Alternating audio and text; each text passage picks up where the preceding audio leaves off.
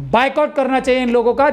रमेश विधुड़ी साहब को पार्लियामेंट का दोबारा मेंबर नहीं बनने देता। ना इनके खिलाफ इतने मुकदमे लगते हैं इस बात की वजह से कि इनको 2 साल से ज़्यादा सज़ा आराम से हो जाएगी और उसके बाद ये कभी चुनाव नहीं लड़ पाएंगे 6 साल तक। आज से तय कर लें, किसी भारतीय जनता पार्टी के किसी आरएसएस के व्यक्ति को बिल्कुल एंटरटेन नहीं करना है। ये बात करने के लिए भी इनको बिल्कुल गुरेज करना चाहिए इनसे।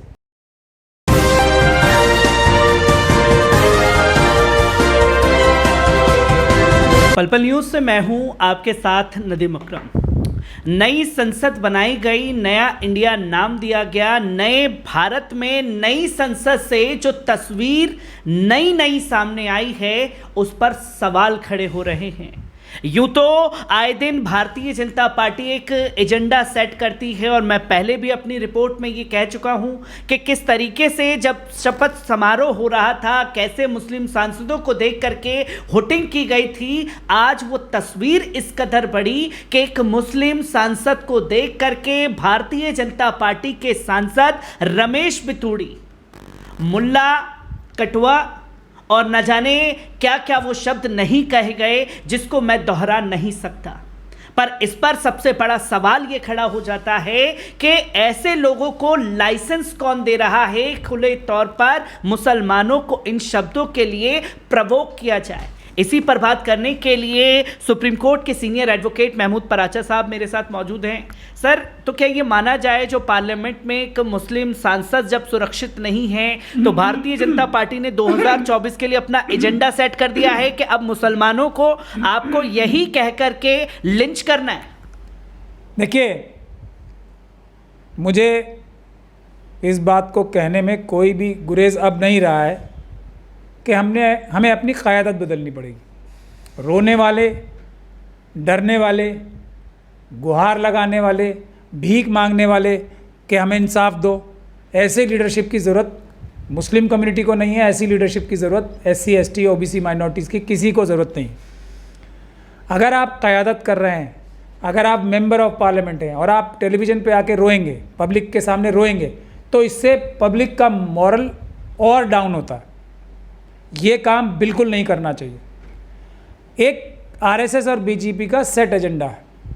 उन्होंने शेड्यूल कास्ट कम्युनिटी के साथ ज़्यादती करनी है, शेड्यूल ट्राइब के साथ करनी है, OBC के साथ करनी है, माइनॉरिटीज़ के साथ करनी ज़्यादती है। आपका काम ये नहीं है कि मुझे न्याय दो, रो और ये रोना धोना करो छोटे बच्चों की तरह। आपका काम ये है आप जवाबी कार्रवाई करो। वो क्या आज तक की है किसी ने?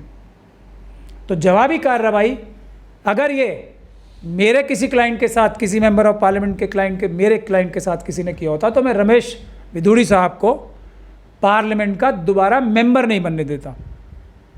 ना इनके खिलाफ इतने मुकदमे लगते हैं इस बात की वजह से कि इनको 2 साल से ज़्यादा सज़ा आराम से हो जाएगी और उसके बाद ये कभी चुनाव नहीं लड़ पाएंगे 6 साल तक। और उसके बाद किसने देखा है? दूसरे लोग आ जाएंगे, इनके जो दूसरी पार्टी के लोग या दूसरे लोग जीतने लगेंगे वहाँ से। तो ये कार्रवाई क्या दानिश अली साहब ने की? वो तो गुहार लगा रहे हैं। किससे लगा रहे हैं गुहार? कि वो इस्तीफ़ा दे देंगे। मगर वो किसके सामने रहे? उनके सामने जिन्होंने खुद ये कराया। अमित शाह जी की परमिशन के बगैर रमेश विधुड़ी साहब ऐसी बात बोल देंगे? मोदी जी की परमिशन के बगैर रमेश विधुड़ी साहब ऐसी बात बोल देंगे? RSS में मोहन भागवत जी की परमिशन के बगैर या उनके इशारे के बगैर या उनके कहने के बगैर ये बात बोल देंगे?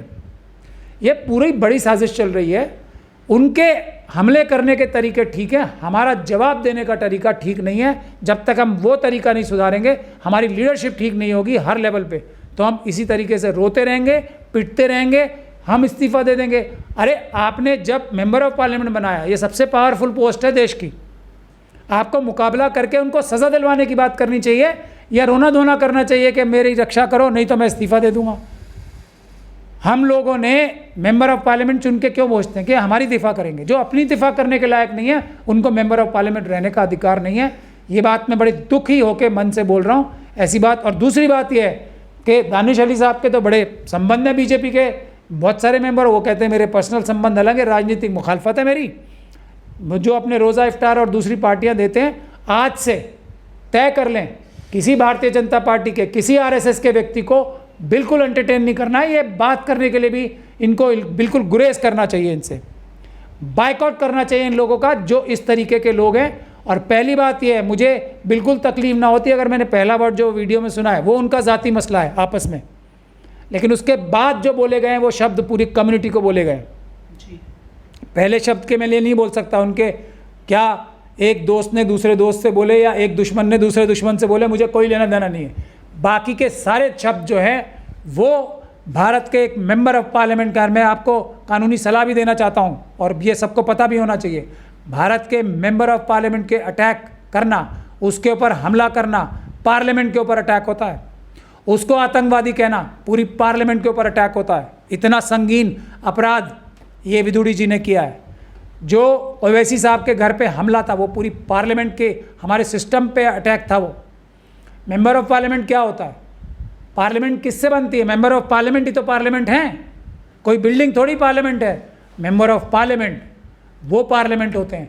तो दानिश अली साहब पे जो हमला है वो पूरे देश की पार्लियामेंट पे हमला है, वो केस लगवाना चाहिए इनके ऊपर देशद्रोह का। जैसे सर आपने बोला कि हमने ऐसे सांसदों को चुन करके नहीं भेजा है जो रोए धोएं या अपनी बात को ठीक तरीके से न रख सकें या पूरी तरीके से मुकाबला न कर सकें, तो क्या देश की संसद में ऐसे लोगों को चुन करके भेजा गया है जो खुले तौर पर एक कम्युनिटी को गाली दे? खुले तौर पर वो तो हो ही रहा है ना। फिर मैं यही बात समझा रहा हूँ, जो लोग संविधान को ख़त्म करके भारत के संविधान को ख़त्म करके हिंदू राष्ट्र बनाना चाहते हैं, मनुस्मृति लागू करना चाहते हैं, आप उन लोगों के बारे में शिकायत कर रहे हैं। उनके खिलाफ कानूनी कार्रवाई कीजिए, उनके खिलाफ धरना प्रोटेस्ट कीजिए। उनकी मेंबरशिप लेने के लिए भारत के संविधान में, भारत के कानून में इतने सारे प्रावधान हैं, आप उनका मुकाबला क्यों कर रहे हैं? वो तो आए ही भारत का संविधान ख़त्म करने हैं। उनका तो जो चेरिश्ड गोल है, जो उनका एम है, वो यही तो है और वो काम अपना कर रहे हैं। वो हमारा काम है भारत के संविधान को बचाना, हमारा काम है भारत के संविधान को जो तोड़ेगा, जो अपराध करेगा, चाहे वो मेंबर ऑफ पार्लियामेंट क्यों ना हो, उसको जेल भिजवाना, ताकि दूसरे लोग ऐसी जुर्रत ना कर सकें। हमें अपना कार्य देखना है, हमें अपना कर्म देखना है, हमें अपनी कार्रवाई देखनी है। जो लोग ठान के बैठे हैं ये सब काम करने के लिए, उनकी कार्रवाई पे रोना धोना बंद करना चाहिए। क्योंकि सर हमने ये तो देखा है कि एनडीए की तरफ से जो रिएक्शन है वो तो आना ही था, क्योंकि जब रमेश बिथूड़ी गाली दे रहे थे, तमाम तरीके से आरोप लगा रहे थे, तो वहीं पर हर्षवर्धन बैठे हुए मुस्कुरा रहे हैं। इस तस्वीर का अंदाज़ा प्रसाद भी बैठे थे, इनकी इन तमाम चीज़ों का तो सबको पता है, पर सवाल यहाँ ये उठ जाता है कि जब एक मेंबर ऑफ पार्लियामेंट को ये गालियाँ दी जा रही थी, इंडिया का इतना बड़ा गठबंधन बना है, वो उस समय विरोध नहीं कर पाया, ना कोई तरीके का कदम उठा पाया, ना ही स्पीकर के ऊपर कोई प्रेशर बनाया गया। तो ये सब क्या था? क्योंकि इसमें सिर्फ इंडिया गठबंधन की बात नहीं है, एक मुस्लिम सांसद नहीं है, कई मुस्लिम सांसद वहाँ संसद में उस दौरान मौजूद थे।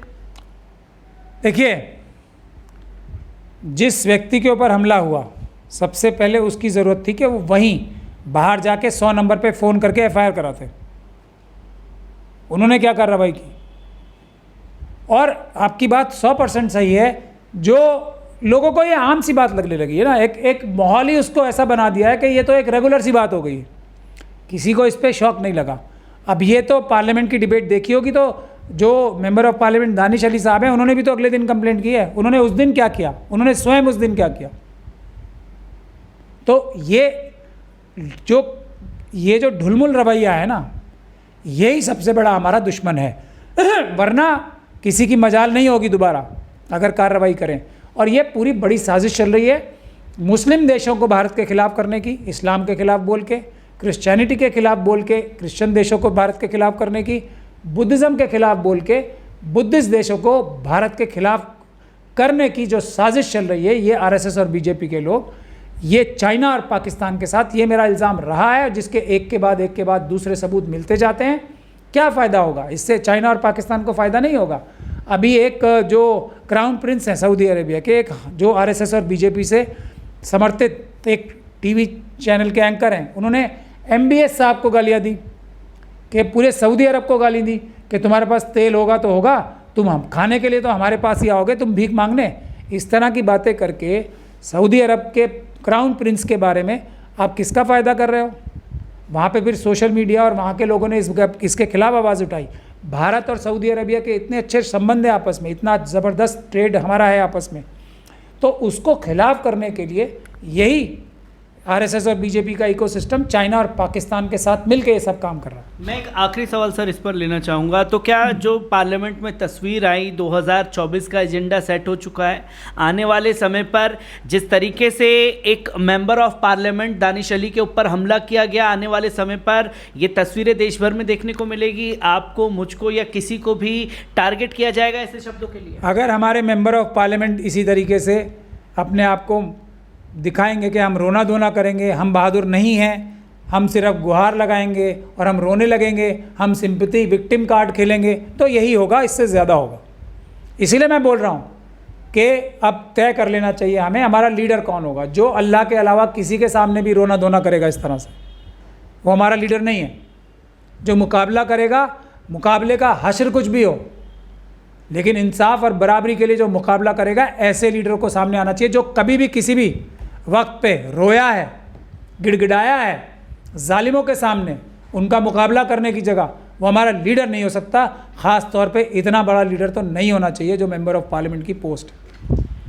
एडवोकेट महमूद पराचा साहब हमारे साथ मौजूद थे, जिन्होंने साफ शब्दों में ये कहा कि जो मेंबर ऑफ पार्लियामेंट यानी कि कुंवर दानिश अली के ऊपर हमला। मैं आखिरी बात ये कहना चाहता हूँ, मेरे ऑफिस में अमित शाह साहब ने 250 लोगों से अटैक करवाया। मैं रोया था, 2:30 बजे मैंने क्या बोला था कि मैं अमित शाह साहब को अरेस्ट कराऊंगा इस केस के लिए। मैं रोया था, और मैं तो नेता भी नहीं हूँ। जब एक आम मुसलमान इतनी बहादुरी दिखा सकता है, जो लोग चुन के इतने बड़े बड़े ओहदों पे बैठे हैं, वो बहादुरी क्यों नहीं दिखाएंगे? हमें यही सोचना है। एडवोकेट पराचा साहब का साफ तौर पर यह कहना है कि एक एजेंडा भाजपा ने सेट किया, उस एजेंडे के तहत पूरी कौम को गाली दी गई, पर उसको रोकना ज़रूरी है और रोका तभी जाएगा रो करके नहीं, बल्कि मुकाबला करके।